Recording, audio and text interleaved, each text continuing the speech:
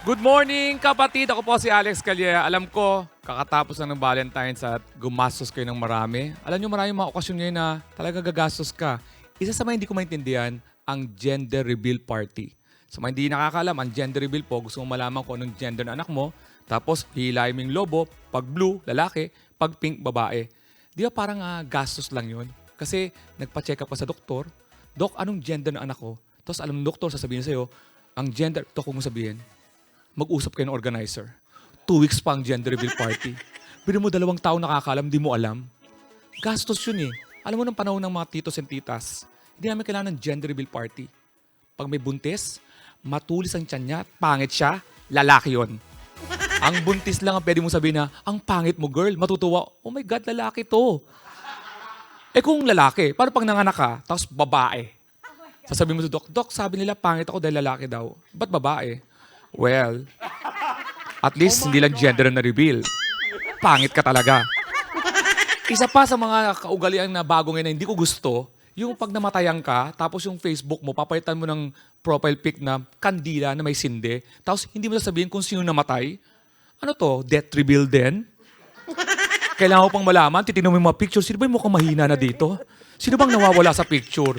Ang gagawin mo ngayon, magko-condolence ka sa comment pero nagbabasa ka at naghihintay ka na isang kaibigan na taklesa na magko-comment na, condolence girl, pero sino namatay? At anong kinamatay?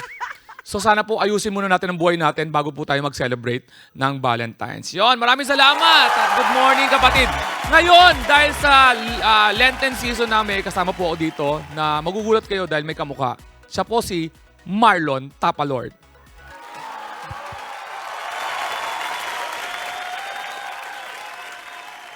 Pinagpalang umaga sa inyong lahat. Good morning kapatid, good morning kapatid. Yes, ako po si Marlon. Yes, sabi ng mga tao, kamukha ko daw si Papa Jesus. Pero iniwasan ko na yan eh. Ayoko na yan eh. Kasi ayoko ma-issue, ayoko ma-bash. Kaya lang, kukulit ng mga tao eh. Kasi isa rin po akong Katoliko, kaya iniiwasan ko po yan. Yes. Ang totoo, isa lang po akong online seller, yes. Nagtataka ko yung mga nagbebenta po ako ng tapa. Nagtataka ko yung mga tao, nakikita pa lang yung profile pic ko. Humihingi na agad sila ng tawad. Hindi ko pa sinasabi yung presyo, ah. Hindi nga nila alam kung anong tinitinda ko, eh. Ang hirap po pagka mga ganito yung itsura. Sa hardware nga, eh, pagbibili ako ng pako. Pabiling pako, para sa inyo po, sir. Nakakainis. Muntik ako mapaaway noon one time. Pasalamat sila, kasama ko yung anak ko. Sabi ng anak ko, Papa, patawarin mo na sila. Hindi nila alam ang kanilang ginagawa. Ang hirap pagka ganito yung tsura, bukod po sa pagiging online seller, nagtayo po ako ng computer shop. Pero nalugi. Hindi ko alam kung bakit. Ang galang-galang ko naman magsalita.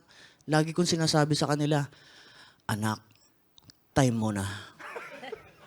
Extend ka pa. Yun lamang po ang aking set. Good morning, kapatid. Good morning, kapatid. Good morning kapatid! Good morning, good morning. Mga kapatid. Ay, good Meron pa pala, morning. meron pa. Meron pa. Hayaan yung Halika kami ang kayo. bumisita sa inyo. Okay. O muli mga kapatid, dito by President Bunny Guy, Alex Calleja, Tapalord. at si Marlon Tapalord ng The Comedy Crew. Good morning sa inyo mga kapatid. Good morning. Good morning. Good Ang morning, cute good mo naman, morning. kuya. This time, ikaw na may dala ng food. Thank Oo. you. Sa dami nun, dapat dinagdagan mo pa. Hindi mo alam ang yung ginagawa. Pero dala-dala ko yung yung binibenta ni si Marlon, Tapa Lord siya kasi nagbebenta siya ng tapa at bagnet. Pero ito dala-dala namin. Yan. Tapa na talagang sikat na sikat ngayon, talagang umabot na kung saan-saang parte ng bansa. Yan po. Wow. So, pero Kapag binibenta mo ba, yung may kasamang cactus? Hindi pala. Hindi pala kasama. hindi kasama sorry, to. sorry. Okay. Yan.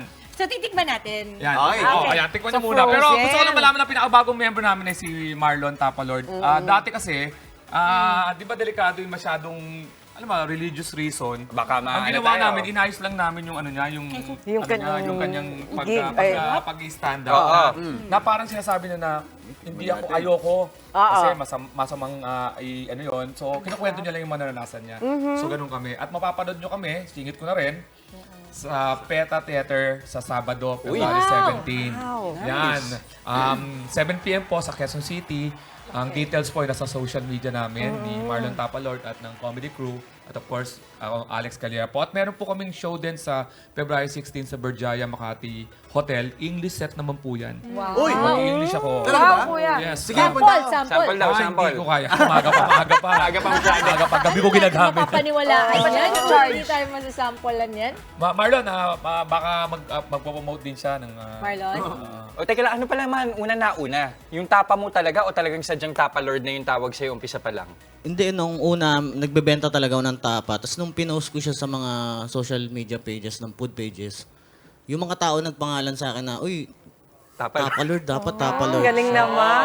Sa kanila pala galing. So yun na yung binaran ko sa tapa ko. Eto, ang tanong ko, Sarap. kailan ka huli nagpagupit? Nagpapagupit naman po ako monthly po, pero trim. Trim lang. Para matanggal Talagang siguro yung oo. Napunta tayo doon sa buhok, no? concern niya eh. Hindi, para talaga siya sumingin. Ang tapa bilang, kailangan papagupit. Napunta na sumingit na. Kasi mga trim. Diba? Ganun ibang tao, diba? Talagang carry nila yung long hair, lalaki man o babae. Bakit ba kasi na-insecure ka ba dun sa hair niya? Kasi medyo... Oo. Mapapano na eh. Yung... ano niya? Papunta na sa, pa-north? Pa-north na, no? Grabe. Kamusta naman kay Ganun papunta ka dun eh. Alex, Nag-ingat ako eh. tanong ko, Nag-ingat ako. kamusta yung maki-stand up kasama si Alex Calleja? Masaya po, masaya. Marami kami natutunan. Kay Alex? Ano ba Pinilitan ka na. Parang ano natututunan mo ba Hindi sa siya pwede kanya? magsinungaling, tandaan nyo. Very good ka. Very good. Sabi mo nga, Sabihin mo, ano mga natutunan siya marinig? Marami. Na-inspire kami kay Alex kasi isa siya sa mga unang nag-stand up Isa siya comedy. talaga sa mga kasabay niya yung mga dinosaur. Si Eva Tadag, kasama ko. Happy ka doon? Ang tawag mo sa kanya, Alex lang? Hindi dito? Gusto ko itaob yung mesa. Gusto ko itaob tong mesa. Dapat you have to show respect dito. Kuya na nga lang eh. Ay, alam mo, ang nakakatawa, nasa script talaga nakalagay, kay Sir Alex, bakit lagi kang naliligaw dito kapag may guest kaming pagkain? Nasa script yun, ha? Producer ang naglagay, ah. Ay, kukwento ko lang, ayoko na ng chismis sa kumakalat, nahihirapan na ako sa mga nagtatanong sa akin. No? Sino yung mga nagtatanong sa'yo? Ang mga kapitbahay lang. Katabi namin kasi sa studio, tapos syempre, dahil magkakasama tayo dito, magkakapatid tayo dito, minsan bibisita tayo mo, para gusto mo kumustahin, nagkakataon lang na may niluluto. Talaga? At may tinudor ako. Ano gagawin mo? Pero kasi gusto kong tikman yung mga pagkain kasi para malaman talaga kung talagang masarap at talaga namang lahat masasarap naman. Minsan lagyan natin ng gate dyan, ha? Talagang yun ang passcode na tayo lang nakakasya. Card na lang din, ano? May kabila pa rin. Pwede nilagyan ng facial scanner, no? Pero ulitin lang namin kasi mapupunta naman tayo sa panlilibak sa akin, no? May show kami tomorrow again, February 16 sa Berjaya Makati Hotel. Back to back nga yan eh. May 7 p.m. na English. Kasama namin si Ima Dumagay from Dubai. Isang Filipino comedian. And pagdating ng alas 10, Tagalog naman dun sa taas ng parang Das at 27 yung bar. Ngayon, 17 po, ni-request namin, ang ganda ng lugar sa PETA kasi puro sa play yan eh. So nakita namin yung lugar, ang ganda para sa stand-up. The PETA Theater, February 17, 7 p.m. po. Check yung details po sa social media namin. The comedy, at Comedy Crew PH, Marlon Tapalord, Alex Calleja po. Yun. Oh, Marlon. Ikaw naman, Marlon, para sa mga kapatid natin na gustong umorder ng yung tapa. Ayun mga kapatid, available po siya online. Marami po akong resellers within Metro Manila, meron po sa Baguio, sa... 12 Marami po akong Natatawa, marami akong marami po akong po yung reseller. Mga disipulo. marami po akong mga alagad. 13 sila dati. 13 dati. Pero alam mo, sabihin ko lang ha, si Alex, syempre, tapos na yung bardagulan, Alex. Ito, seryoso na tayo. Natutuwa kami sa ginagawa mo na sinasama mo yung mga up-and-comers at pinapakilala mo sa amin lahat. Gusto ko talagang bigyan ng chance yung mga... Ang Pinoy kasi gusto munang makita sa TV bago pakita. Nakakatawa talaga sila, kaya lang minsan, ang papanoorin mo yung kilala mo, ako. Pero kung nandun na sila nakita nila to, minsan gusto kong dalhin dito sa Good Morning Kapatid dahil ang gandang mag-expose dito sa syempre. morning show. At maganda magpatawa sa umaga. Yes. Start to Salamat po, laughing. salamat. Let's laugh. Yes. Diba?